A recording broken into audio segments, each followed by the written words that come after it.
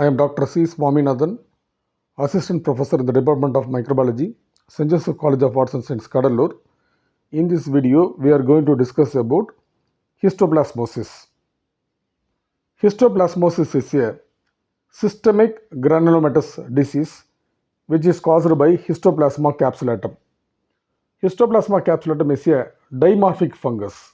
Dimorphic fungus means organism can grow as yeast form as well as mycelial form. The organism was first reported by Samuel Darling in the year 1905, and hence this disease is known as Darling's disease. Epidemiology: histoplasmosis occurs worldwide. In the United States, histoplasmosis is seen in Mississippi and Ohio River valleys. In India, the disease is reported from the region of West Bengal along the Ganges River. The fungus lives in the environment, particularly in the soil that contains a large amount of bird or bat droppings. Next, we are going to discuss about the pathogenesis. Histoplasma capsulatum is transmitted by means of inhalation of the spores. After the spores enter into the lung, they are engulfed by the alveolar macrophages. Inside the alveolar macrophages, the organism transforms into yeast form.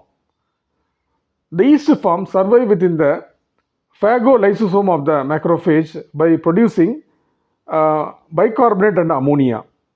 Then the yeast cells travel to the lymph nodes and spread to other parts of the body through the bloodstream.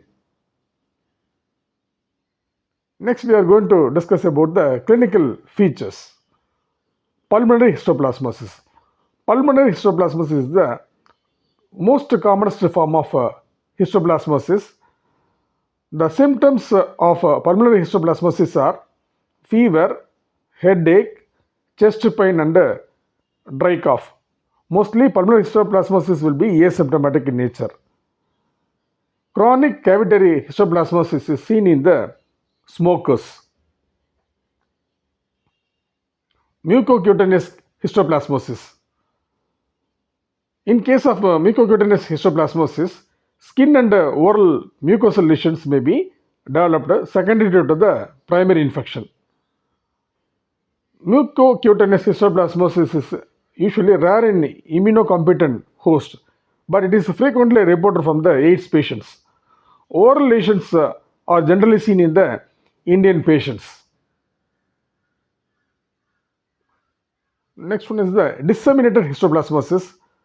Disseminated histoplasmosis is seen in persons whose CMA is very low, that is the cell-mediated immunity is very low. Common sites affected includes bone marrow, liver, spleen, eyes and adrenal glands. Next one is the laboratory diagnosis. For the laboratory diagnosis, specimens such as sputum, blood, aspirate from the bone marrow, aspirate from the lymph node, and biopsies from the skin and biopsies from the mucous membrane can be collected. Direct microscopy examination. Histopathological examination of the clinical material will reveal tiny oval yeast cells within the macrophages. Next is the culture. Specimens are inoculodron, Saborod's dextrose agar, blood agar, and brain heart infusion agar in duplicates.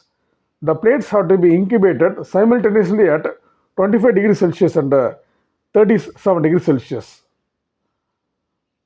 At 25 degrees Celsius, Histoplasma capsulatum forms the mycelial phase. They will produce white to buff brown colonies that consist of two types of conidia. I mean, we can expect the tuberculate macroconidia and microconidia under that this can be demonstrated under the microscope. At 37 degrees Celsius, the organism gets converted into the yeast form. So they will be forming the creamy white colonies. This property can be best developed in the Kelly's medium. Next one is the serology. Antibodies in the serum can be detected by means of complement fixation test and immunodiffusion test. Next one is the skin test. Skin test may be done to demonstrate the delayed type hypersensitivity reaction to the histoplasmic antigen, so which indicates the prior exposure. Treatment: liposomal amphotericin B and itraconazole are the drugs available for the treatment of histoplasmosis. Thank you very much for watching this video.